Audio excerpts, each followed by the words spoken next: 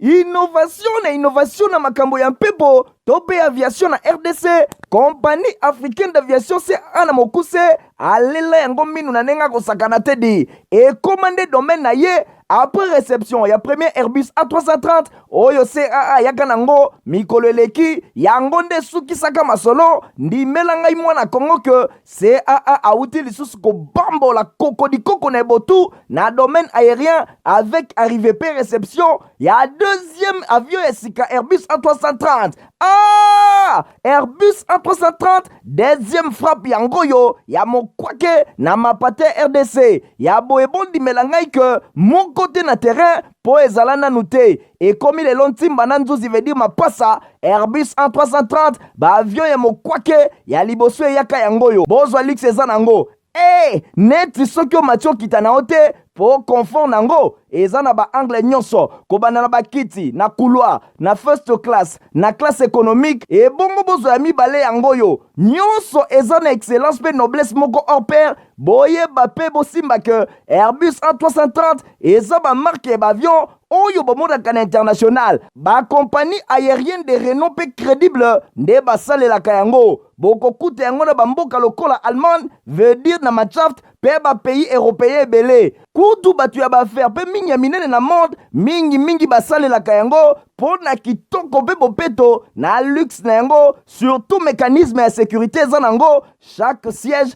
ndenge kaka boza komona eza na mwa mini télé oyo kotalela bafilme ennui, fatigue, okotika la koyoka yango te USB na pointe pour na chargement ba téléphone tope ba utilité mosusu Airbus A330 ya mibale ya CAA ekomi eza na deux classes first class pour na bino ba grand monsieur na ba grande dame pe ba personnalité misusu ebele avec 36 sièges classe économique pe ezali po na bino bosalaka baaffaire pe bato nyonso ba amoureux ba voyage avec 267 sièges mokoka sala voyage na ba meilleures conditions ndenge nanu ezala te avec Airbus A330 ya mibale ya CAA avion ya sika oyo euti kokoma ekwei deja na mabele timba na nzuzi lelo mibale moko te na Congo bana Congo pe bapaya basepeli oui CAA mfumu na ba innovation deuxième avion Airbus A330 yango ekomi.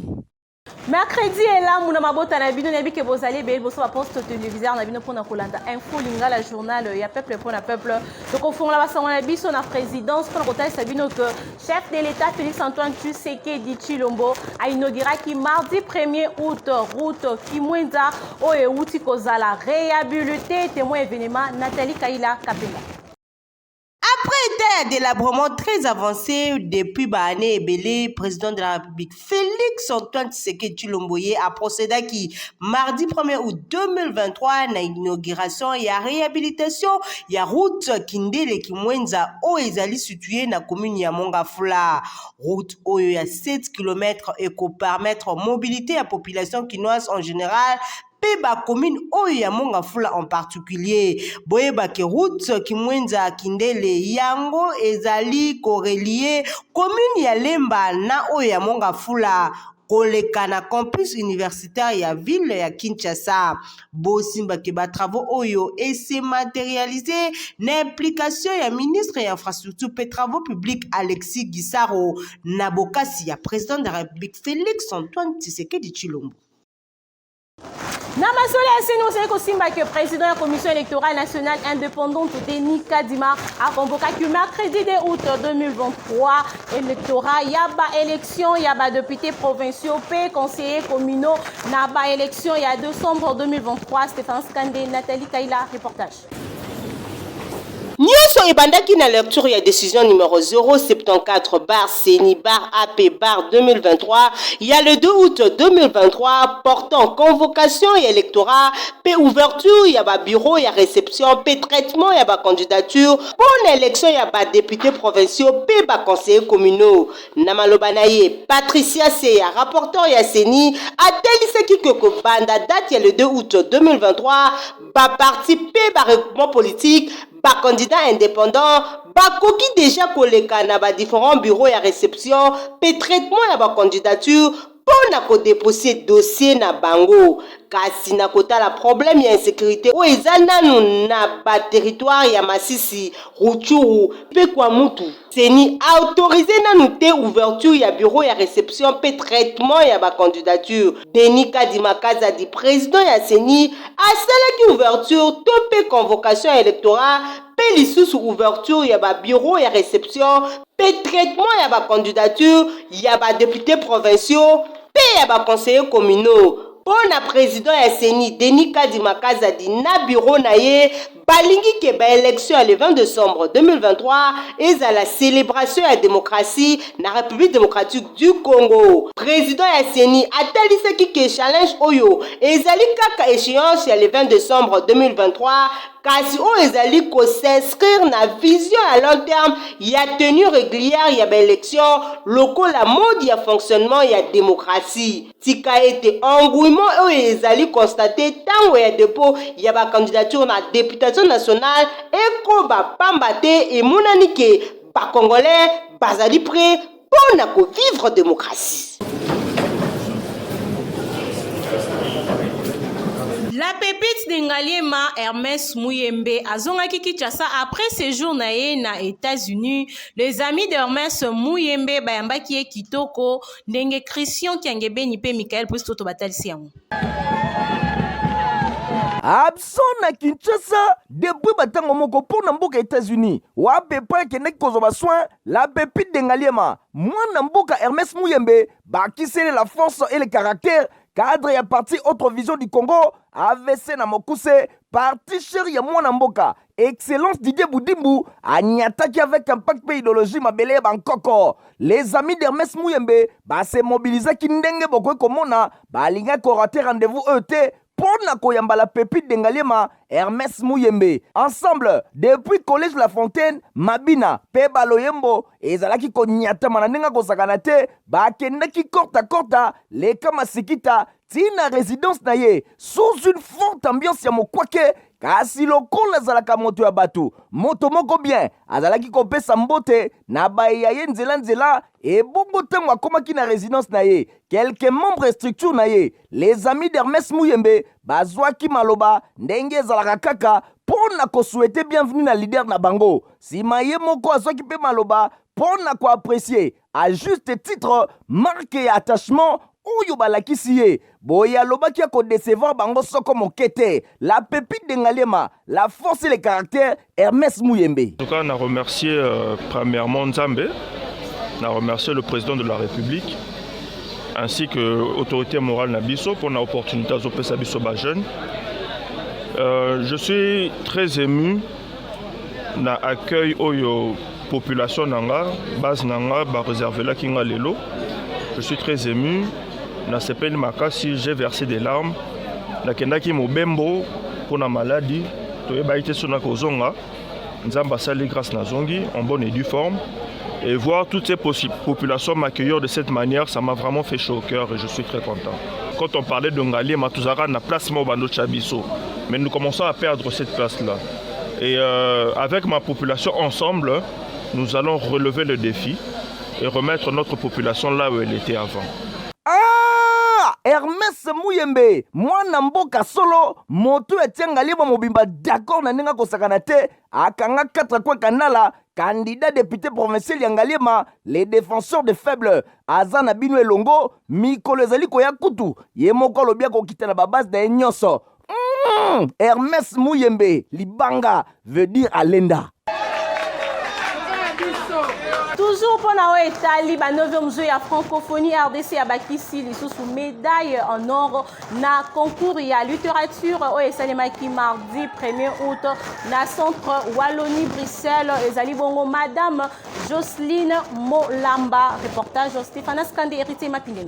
Nyonso ebandaki na ba poème ba conte wapi epai ba artiste bazalaki ko exprimer maloba oyo ezali kolobela bolingo famille comportement ya bato ndakisa awa artiste alobaki ye azali Afrique azali papa pe à la fois maman. Atalisaki na miso ya plus de 20 pays ndenge nini Afrique azali non seulement kopé sa vie kaka na population na été kasi lelo monde entier bazali ko bénéficier content ya Afrique pona ko inventer biloko ya ndenge na ndenge pendant que monde entier bazali kolela réchauffement climatique Afrique nde azali kopé sa solution ezalaki esengo makasi epai ya public oyo bazalaki présent Afrique ezali maman ezali papa o ezali kopé sa bilei ezali kopé sa miliki na ba pays nyonso ya Afrique ya moko en tant que bana na ye ezali pe kopé sa miliki na ba bikolo misusu na mokili mobimba ndakisa tango mokili ezali kopende la pollution to kobebisi ya mopepe o tozali kopema ngai Afrika lokola mama nazali kopesa o babengi na lokoto oxygène mpona kopesa pema o esengeli na bato. Tant fort ya journée ezalaki remise ya prix ya concours ya littérature wapi epai madame Jocelyne Malamba ya République démocratique du Congo azwaki médaille d'or concours oyo ezalaki na 20 compétiteurs bango nyonso bazalaki au top kasi selon ba règle bureau ya jury bapesaki médaille de bronze epai ya Valentin de Cop ya Suisse médaille d'argent epesamaki na madame Cécile pe médaille en or epesamaki epai ya madame Jocelyne Malamba ya RDC hymne national ya Congo ebetamaki pona ko honorer pays ya médaille d'or tolobi francophonie ezali kotambola na ndenge ya kitoko. Toujours dans le chapitre 9e musée à francophonie, 5 jours après démarrage de Yango, reporter, il y a un fou lingala basé libino bilan, il y a République démocratique du Congo depuis compétition et banda kibo la Yango et le mona Nathalie Kaila. Le jeu de la francophonie. Déjà 5 jours après démarrage et 9e jeu en francophonie à Wana Kinshasa, République démocratique du Congo est commis déjà na 14 médailles. Katina Yango, 2 en or. Handicap ya Mukendi a remporté qui pour Nambala Liboso na catégorie lutte libre ya 75 km. Arambo Ye Ayaki ko remporté 2e médaille d'or pour la République démocratique du Congo na lutte libre na catégorie ya 97 kg. Boye Bake 3e médaille d'or et Zouama Kibongo na littérature. Wapepa Ibazala Kibongo 20 candidats. Oyo ba représentant Kibongo 20 pays na centre Wallonie Bruxelles. République démocratique du Congo et Zubongo 3e médaille en or. Donc, République démocratique du Congo, Oyo Ezali, pays organisateur, Bakomi Pena 5 médailles en argent, et 6 médailles en bronze. Boyebake, République démocratique du Congo, pays organisateur, Yango Ezako Kipeti Sikoyo, 5e place na classement ya ba médaille. Honorable Laurent Burumbungu a passé un week-end très chargé à Yambaki Batu Yandenge Nandenge samedi 29 juillet na quartier général Naye fait dimanche 30 juillet à Kendaki pour visiter Libota ya moko ya ba travailleur Naye o akufaki victime mapindeni la dilami. Ndenge kaka aprometaki base na ye honorable Neron Mbungu Fumabanga Moyo oyo bazali ko benga désormais ngunza quartier général na ye ba bureau ezali tango nyonso ya kofungwama bosimba ke weekend eleki kaka ndenge aprometaki ayambaki ba mama ya fongo pe ba mama bateki makala bango nyonso bayaki na bureau na ye po babeta masolo elongo na sima ya kosolola surprise ezalaki bongo surprise moko ya makasi honorable Neron Mbungu aremetaki bango don ya maputa alors que ba mama oyo nyonso akanaki yango te surprise oyo elekelaki bango boyo kandenge balobi Neron Mbungu azali mwana mboka soso mboka ya azali mwana biso to yebi pa na epoto sangana longo meto monika ka sali biso surprise ta pesi biso bilamba apesi biso yakana iko pesa biso te po biso tozaba mama na ye metala surprise sali biso ya munene to yebaki teke akusala makambo ya sali biso metala tozozonga to yaki maboko pamba tozozonga na eloko na maboko kaka le même samedi ayambaki pe ba mama ya quartier révolution na kitomesa kaka lolenge apesaki ba mama ya fongo pe bateki makala don ya maputa bango pe bazwaki ya bango boyo kandenge batalisaki esengo na bango biso to yaki awa pa ya papa po toya koyebisa ye mikumba na biso me tomoni surprise moko apesi biso mwinda mokristo en tout cas nzambe apambola ye. Na nsima wana honorable Néron Mbungu akendaki ko rendre visite na libota ya moko ya basali na ye oyo akufaki. Ezali bongo mosali na ye na kombo ya Papa Ngoi Muteba oyo akufaki mikoeleki ye azali membre ya bureau ya honorable Néron Mbungu mbingi penza na quartier Kabila na commune ya Kisenso epai wapi libota na ye ezwami visite ya honorable Néron Mbungu esepelisaki libota na ndenge ya kosakana te. Dimanche lokola honorable Néron Mbungu fobanga moyo alembaka te akitaki na quartier Batende epai wapi bamama ya quartier Kinda Batende Kinsaku Pengufu basangana ki plus de 400 mama mobimba bayambaki honorable Néron Mbungu fobanga moyo na maloba na ye fobanga moyo alobaki na bango bakeba bazala mayele pambate nyama nyonso azali ya kolia te pe mbongo nyonso ezali ya kozwa te kala mingi te bato mabe balingi baya bakota pona ba promesse na bango ya lokuta kasi honorable Néron Mbungu asengi na bamama nyonso bazala vigilante pona kovote bayi bazala kana bango batondisamaki na esengo pamba te bango mpe bazwaki badon ya maputa esengo ezalaki vraiment makasi botala ndenge bango moko bazali kosepela mpe balobi boye na mikro ya Info Lingala journal ya peuple. Ayami biso na esengo biso mpe toyambi ye alatisi biso nzambe apambola ye mokama na mokama na mokama. Mwana mboka Jean-Claude Dumbi akitaki weekend eleki na avenue Kodia na quartier Régie des Eaux na commune Yangali maipai wapi akene kosola na babasi na ye ndenge Nadine Asona pe Stéphane Skande Batalion.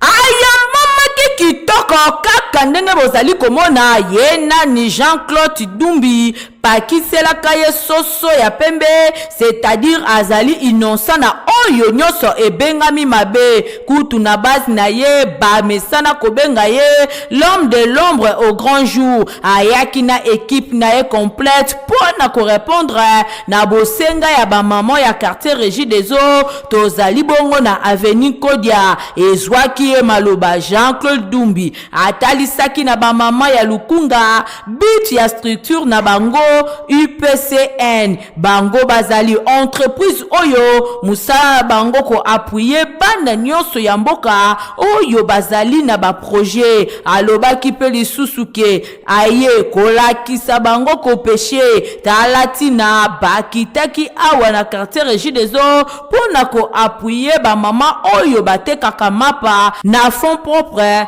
ya UPCN. Jean-Claude Dumbi apesaki na ba mama nyonso bassin ya mapa mbeli bakisa na po moko ya blebon kaka ndenge bokoki komona esengo epa ya ba maman ya quartier Régie des Eaux na commune ya Ngalema. Secrétaire général na bango Adrien Mulumba abetaki sete pona koyebisa bango ke UPCN bakofungola dépôt munene ya mapa na quartier na bango bobatela mungongo na bino pe bobosa na Jean-Claude Dumbi te na ba prière na bino elobaki maman colonel. Sur place Jean-Claude Soso ya pembe asengaki na moko ya ba maman asala démonstration ya ndenge ayambaka ba client lipa ekoti mateka kaka ndenge bozali komona kombo na Yesu azali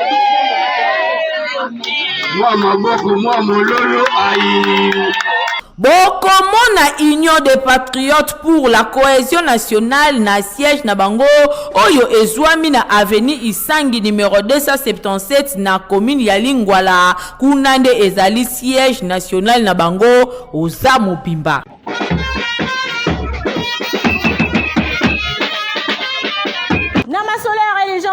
Simba Congo pour Christ CPC na mukuse elongo na évangéliste international Jean-Scar Kiziami na Kibila bazali kolengela mobange na campagne d'évangélisation na stade de martyrs ekobanda bongo mokolo le 18 août kino le 20 août 2023 ekozala bongo losango pona mabota pe pona mboka bolanda ba détail.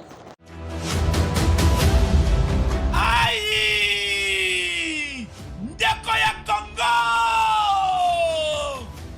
Soyoki Sango, ya CPC 2023, Congo pour Christ, avec l'évangéliste international Kizamina Kibila, Jean-Oscar. L'homme de Dieu, l'homme de feu.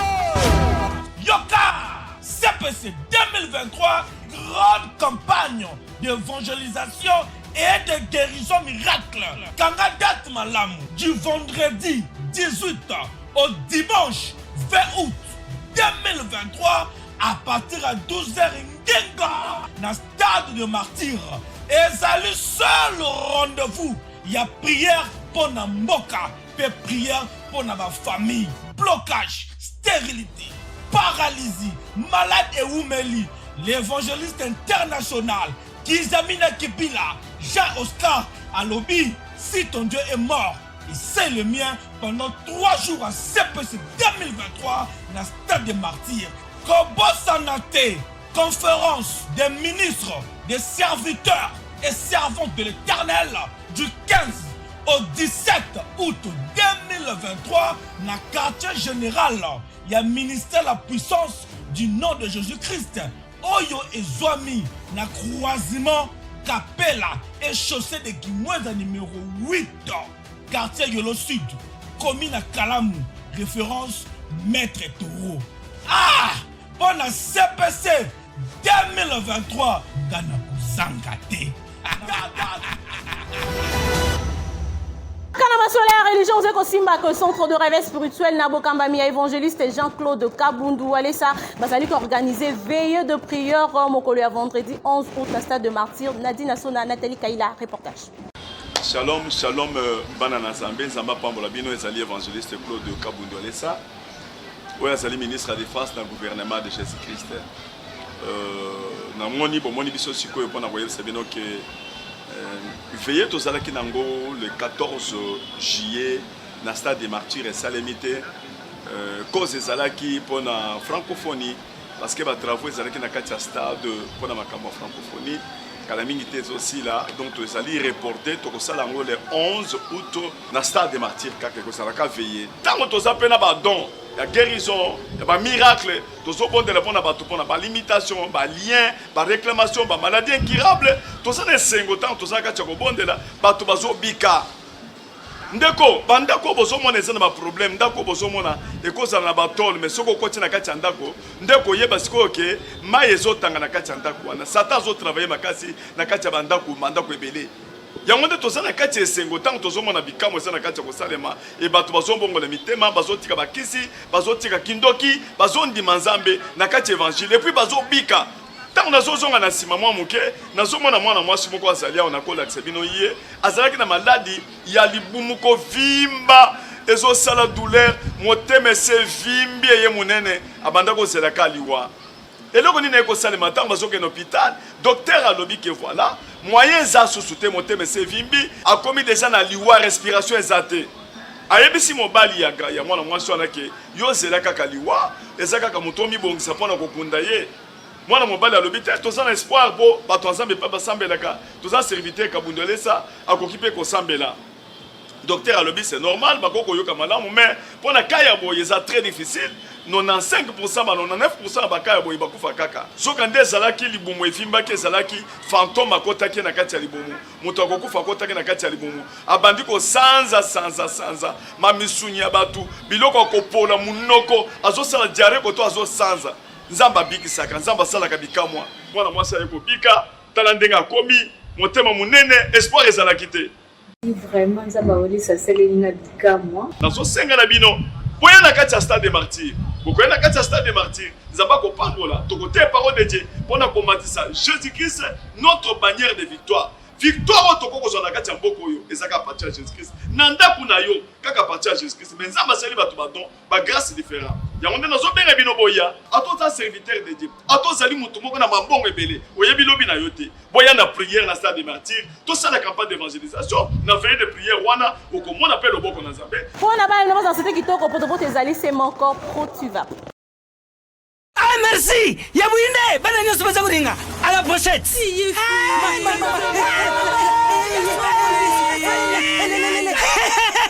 Vous allez quoi demain? Protivap et tonne la protéine et énergie. Ah papa merci pour les Protivap, c'est bon pour les enfants. Eh Bino, bottez la baronine. Bottez ma bonne Bino. On va quand ça mpona bana oyo folesaka bango potopoto Protivap eza bapotapota te. Ale kamata, bon appétit. bana nyonso bayaka Protivap. awa basisi kolia ya bango Protivap babandi badansi na bango ya babebe pro tala baya yango tata kitoko ntoto makasi tuka na mbimbi oyo tuka na mbimbi makusa Protivap potopoto kitoko pona babebe pro. Place na info ya ba journaux sélection pe commentaire ya Naomi Wonda.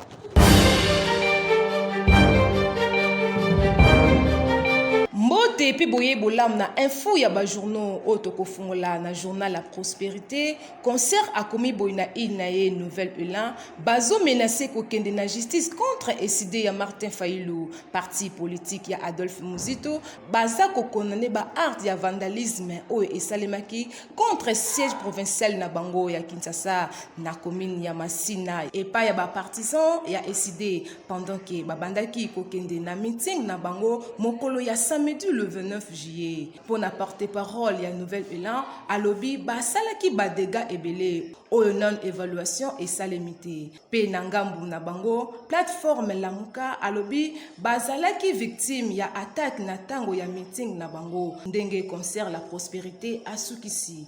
Kaka na même journal concert abakisi kolobake après réussite ya stade de martyr pour na ba 9e G à francophonie gouvernement asengi na population ba continuer ko s'approprier na yango auteur alobi ndenge nini population bayaki ebele mokolo ya ouverture ya ba 9e G à francophonie ndenge gouvernement na monoko ya porte-parole na ye Patrick Mouyaya na point de presse lundi eleki basengi na population ba continuer ko ya ebele pambate RDC azali parmi 5 pays où yo ba gagné déjà ba médaille ebele. Nangambo Mosusu journal Le Progrès Plus a commis député Geneviève Inangosi bapekisiye aloba na kombo ya FCC décision oyo ezalaki annoncé et pas ya Ferdinand Kambere cadre ya FCC na sima ya ko découvrir candidature na ye na ba élection législative na tina wana balobi atosi mot d'ordre ya famille politique na bangote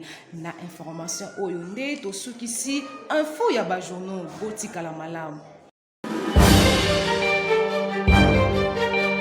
Nami ke mozaki ebeli bosa ba poste téléviseur na bino pona kolanda info lingala journal ya peuple pona peuple ngam notre mikolezo ko ya afwa.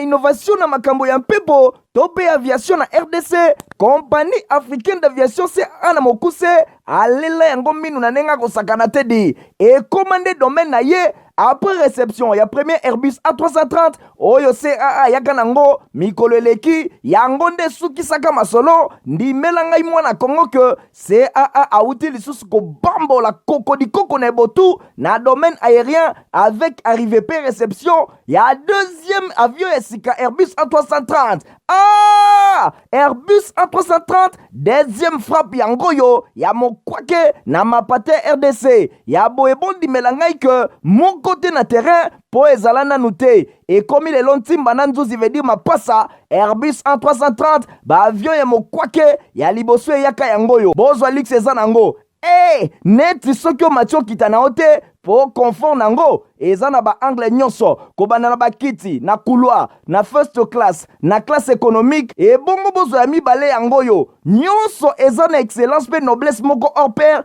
boye bape bosimba ke Airbus A330 eza ba marque ba avion oyo bomodaka na international ba compagnie aérienne de renom pe crédible nde basalelaka yango bokokuta yango na bamboka lokola Allemagne veut dire na Machaft pe ba pays européen ebele kutu batu ya bafaire pe mingi ya minene na monde mingi basalelaka yango pona kitoko pe bopeto na luxe na yango surtout mécanisme ya sécurité eza nango chaque siège ndenge kaka boza komona eza na mwa mini télé oyo kotalela ba film ennui, fatigue, okotika la koyoka yango te USB na pointe pour na chargement ba téléphone tope ba utilité mosusu Airbus A330 ya mibale ya CAA et combien eza na deux classes first class pour na bino ba grand monsieur na ba grande dame pe ba personnalité misusu ebele avec 36 sièges classe économique pe ezali mpo na bino bosalaka baaffaire mpe bato nyonso baamoureux ba voyage avec 267 sièges mokoka. Sala voyage na bameilleure condition ndenge nanu ezala te avec Airbus A330 ya mibale ya CAA, avion ya sika oyo euti kokoma ekwei deja na mabele timba na nzuzi lelo mibale moko te na Congo. Bana Congo mpe bapaya basepeli. Ah oui, CAA mfumu na ba innovation, deuxième avion Airbus A330 yango ekomi.